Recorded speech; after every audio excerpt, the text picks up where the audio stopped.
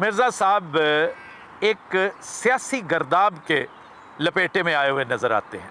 उनके मज़हबी मामलात, उनका मज़हबी इख्तलाफ, उनके मज़हबी नज़रियात, ये मेरा बुनियादी तौर पे मसला इसलिए नहीं है कि इन अमूर पर ना मैं अपने आप को अथॉरिटी समझता हूँ, ना मैं अपनी वो हैसियत समझता हूँ कि इसके ऊपर मैं ज़्यादा से ज़्यादा राय दे सकता हूँ, इख्तलाफी नोट दे सकता हूँ, आर्ग्यूमेंट नहीं कर सकता, क्योंकि उसके लिए फुल टाइम रिसर्चर बनना पड़ता है और मेरे पास वो टाइम नहीं है।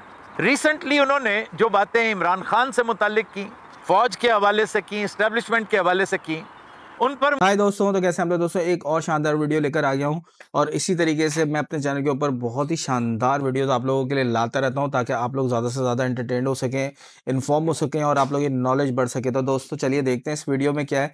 पर वीडियो शुरू करने से पहले मैं चाहूँगा कि आप मेरे चैनल को सब्सक्राइब कर लें और बेल आइकन को प्रेस कर लें। तो वीडियो स्टार्ट करते हैं। मुझे कोई बेपनाह हैरत नहीं हुई, किसी हद तक अफसोस ज़रूर हुआ है। अफसोस इसलिए हुआ कि एक मजहबी स्कॉलर इतना मजबूर हो गया कि उससे ऐसी बातें करनी पड़ी जो वो अदरवाइज शायद कभी करना पसंद ना करता। मुझे उनकी इस गुफ्तगू में जो चीज़ बहुत नुमाया नज़र आई वो लाइल्मी थी और मजबूरी।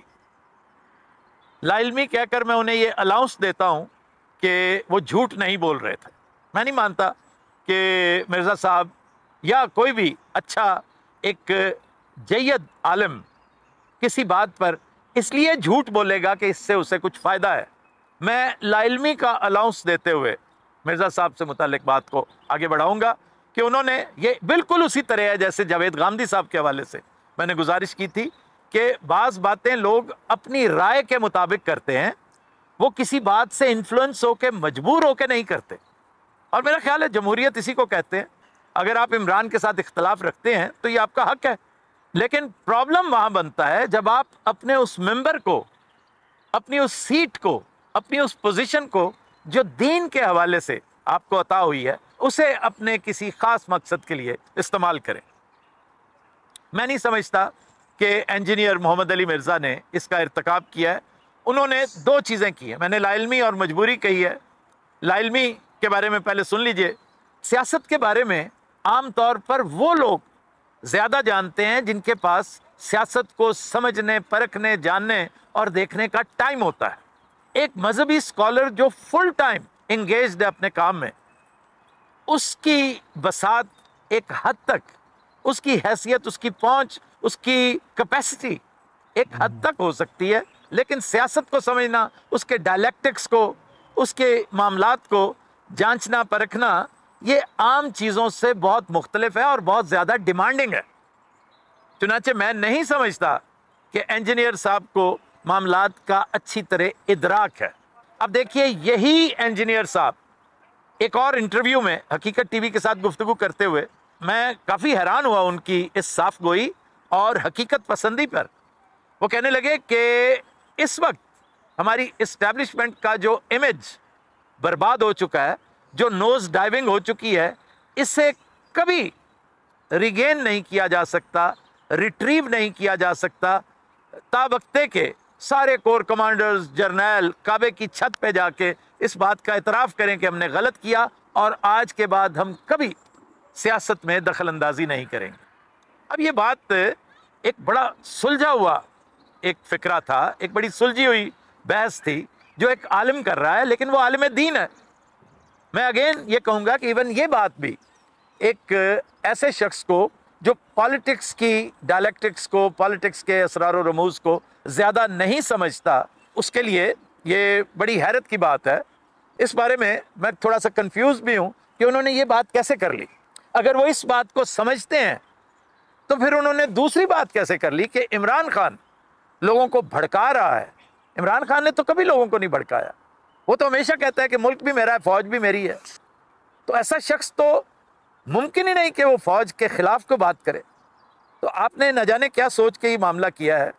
बहरहाल मैंने जब तहकीक की, जब मैंने थोड़ा सा तय में जाने के लिए पहले आपको फ़ोन किया, इंजीनियर साहब you didn't take my call, यकीनन आप बिज़ी होंगे। फिर मैंने उसामा साहब को किया जिन्होंने मुझे आपके साथ कनेक्ट करवाया था आज से चंद साल पहले। बाद में पता चला कि वो 1 साल से कनाडा शिफ्ट हो गए हैं। फिर मैंने कयूम साहब से बात की, कयूम साहब जो गुजरांवाला होते हैं। इससे आपको अंदाज़ा हो जाना चाहिए कि मैंने जो और क्रेज़ी कर सकता था, जो मेहनत कर सकता था, वो की आपका मौक़िफ़ लेने के लिए। वो पता चला कि ये हकीकत टीवी वाली बात आपने पहले की थी, अब पता नहीं ये गलत किया था या दूसरा गलत किया था, दूसरी बात आपने सजदा सहव के तौर पे की है या करवाई गई है, आई डोंट नो। लेकिन बहुत अजीब लगा जब आपने इमरान खान के बारे में वो बातें की। वो सरासर गलत हैं, बल्कि इंजीनियर साहब माइंड ना कीजिएगा, वो लग़्व है, बेतुकी बातें हैं। लग़्व और बेतुकी बातें इसलिए हो जाती हैं जब आप जैसा बंदा, आप जैसा आलिम आदमी इन चीज़ों का इर्तिकाब करता है। अब आते हैं मजबूरी की तरफ।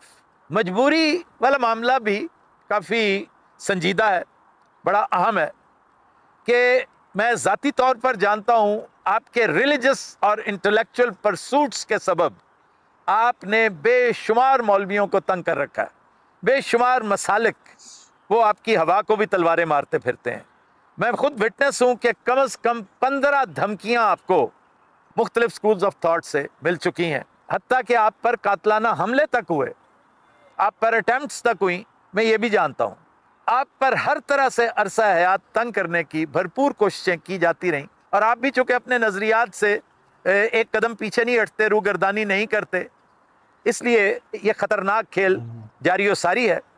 मेरी अपनी इंफॉर्मेशन बताती है कि जब आप इस तरह ख़तरात से खेल रहे थे और आप पर 2-3 अटैम्प्ट्स मज़ीद होने वाली थी, हत्ता कि इंटेलिजेंस वालों ने आपको इन्फॉर्म किया, तो ऐन उस वक्त हमारी इस्टेब्लिशमेंट ही से कुछ लोगों ने आपको रेस्क्यू किया था, बीच बचाव करके कुछ लोगों को। और बाज़ नेक काम भी हमारी इस्टेब्लिशमेंट से सरजद होते रहते हैं, इससे इनकार नहीं किया जा सकता। चुनांचे उस मजबूरी के तहत, शायद पे बैक के तौर पे या एहसानमंदी के तौर पर, आपने रिसेंटली जो कुछ इमरान खान के हवाले से कहा है वो सरासर बेसरोपा है, उसकी कतन कोई गुंजाइश नहीं। अलबत्ता उस पर एक तफसीली गुफ्तगू मैंने कल रात इमरान रियाज खान को करते सुना है, उसके बाद कोई गुंजाइश नहीं रहती। और इमरान ने बड़े अच्छे सुलझे हुए अंदाज में अदब आदाब को मलूज़े खातिर रखते हुए बात की है, जो मुझे अच्छी लगी। अब मैं इस हवाले से इस बात को सिर्फ इस हद तक कर सकता हूं कि आपकी पहली बात से मुझे 100% इत्तफाक है, जो आपने हकीकत टीवी के साथ की। अदरवाइज दूसरी बातों के साथ ना सिर्फ मैं इख्तलाफ करता हूं, बल्कि हैरान हूं कि एक पढ़ा लिखा आदमी इस तरह की बात भी कर सकता है, बगैर रीज़न के, बगैर किसी लॉजिक के। और जो लॉजिक आपने देने की कोशिश की वो इंतहाई फ्लिम्जी है, इंतहाई मरियल है। वो कोई इंतहाई थका मांदा और खस्ता हाल वकील भी इस तरह की आर्गुमेंट नहीं देगा। खैर, मैं आपकी उस बात को यहाँ से पकड़ते हुए कि अगर सारे कोर कमांडर्स, सारे जर्नल काबे की छत पे भी चले जाएं, तो हुजूर पाकिस्तानी फ़ौज का इमेज रिट्रीव करना मेरे नज़दीक भी उतना ही मुकद्दम है जितना आपके नज़दीक, क्योंकि इसमें कोई शक नहीं कि ये मुल्क भी हमारा है, फ़ौज भी हमारी है। और हमें काहे का डर है कि हम फ़ौज की खुशनुदी के लिए इस तरह की बात करेंगे? कम से कम मैं तो नहीं कर सकता ना, मैं तो मुल्क से बाहर हूँ, मेरी तो कोई दिलचस्पी, कोई इंटरेस्ट ऐसी नहीं है जो किसी भी तरह से जेपरडाइज हो सकती हो। लेकिन मैं दिल से कह रहा हूँ, बिल्कुल इसी तरह जिस तरह हमारे लीडर इमरान खान ने कह रखा है कि मुल्क भी मेरा है, फ़ौज भी मेरी है, तो मैं ये अपने तौर पे भी कह सकता हूँ कि ये मुल्क भी मेरा है और ये फ़ौज भी मेरी है। और मेरा दिल चाह रहा है, बावजूद मैं उसका नाम नहीं ले रहा, एक सीनियर ऑफिसर का, जिसे मैं अक्सर कहा करता था कि हुजूर अपने इमेज की फ़िक्र करें। मैं चूँकि छोटी मोटी स्पेशलाइजेशन रखता हूँ इमेज बिल्डिंग के हवाले से, मेरा ये काम है, मैंने इस हवाले से पढ़ रखा है, मैंने प्रैक्टिकली बहुत कुछ कर रखा है, तो मैं समझता हूँ कि ये बड़ा मुश्किल हो जाएगा विद एवरी पासिंग डे आपका इमेज रिट्रीव करना। इवन किसी बहुत बड़े स्पेशलिस्ट के लिए, इमेज बिल्डर के लिए भी बहुत मुश्किल हो जाएगा। ये बात मैंने लाहौर में की थी आखिरी दफ़ा। अगर कभी मौका हुआ तो मैं उस अफसर का नाम भी बताऊंगा जिसके इख्तियार में था कि वो इसमें दिलचस्पी शो करता, वो कहता कि बताएं क्या किया जा सकता है, तो शायद मैं कुछ चीज़ें सजेस्ट कर देता। चूँकि उन्हें इल्म था कि मैंने बात इमरान खान से शुरू करनी है, इसीलिए एंटिसिपेट करते हुए वो खामोश रहे, उन्होंने बात ही आगे नहीं बढ़ाई। आज मैं इस गुफ्तगू को कंक्लूड करते हुए इंजीनियर साहब आपका फिक्रा मुस्तार लेते हुए, वो जो काबे की छत से मुतल्लिक आपने कहा है, मैं गुजारिश कर रहा हूं कि तब भी ये लॉस्ट इमेज रिट्रीव नहीं हो सकता अगर हमारे जर्नैल इस चीज पर हल्फ भी उठाएं कि वो सियासत में दखल अंदाजी नहीं करेंगे, तब भी ये काम सिर्फ 20% होता है। 80% काम रह जाता है और वो वहां से शुरू होता है जहां इमरान खान की एंट्री होती है। इमरान खान और उसके सोशल मीडिया को कम से कम 1 साल लगेगा इस खोए हुए इमेज को रिट्रीव करने में, और मैं समझता हूं कि ये घाटे का सौदा नहीं है और बड़े आराम से ये मामलात किए जा सकते हैं। छोटी छोटी चीज़ें हैं कि सियासत से हमेशा हमेशा के लिए तायब होना पड़ेगा, फी ज़माना आप दोस्त माने या ना माने ये आपको करना ही पड़ेगा। इस तरह हम अमेरिका समेत बहुत सारे बॉसेस के सामने झुकने से भी बचे रहेंगे। फिर बिला चूनो चरा आपको वजीर आजम के अंडर काम करना पड़ेगा, भले से वजीर आजम अल्लाह रखा पेप्सी क्यों ना हो, क्योंकि अगर जमहूरियत करनी है तो उसके कुछ तलाज़मे हैं, उन्हें बर्दाश्त करना पड़ेगा, उनके साथ चलना पड़ेगा। तो दोस्तों, जैसे कि आप लोगों ने देखा इस वीडियो के अंदर, और इस वीडियो से रिलेटेड आप लोगों का क्या ख्याल है, आप लोगों को कैसी लगी ये वीडियो, मुझे कमेंट करके बताइएगा, क्योंकि मैं ऐसे ही इन्फॉर्मेशन आप लोगों के लिए लेकर आता रहता हूँ, अच्छी अच्छी वीडियोस बना के लेकर आता रहता हूँ। तो जल्दी से मेरे चैनल को सब्सक्राइब कर लें और बेल आइकन को प्रेस कर लें। और दोस्तों, ये वीडियो जो है ये अपने दोस्तों में भी शेयर करें, क्योंकि ये वीडियो उनके भी बहुत काम की है। और अगर आप लोग ऐसा करेंगे, अच्छा सा एक कमेंट भी लिखेंगे मेरे लिए, तो मुझे बहुत अच्छा लगेगा। मैं आप लोगों के लिए मोटिवेशन के साथ और भी न्यू वीडियोस लेकर आता रहूँगा। तो चलते हैं, मिलेंगे अगली किसी वीडियो में, तब तक के लिए बाय बाय।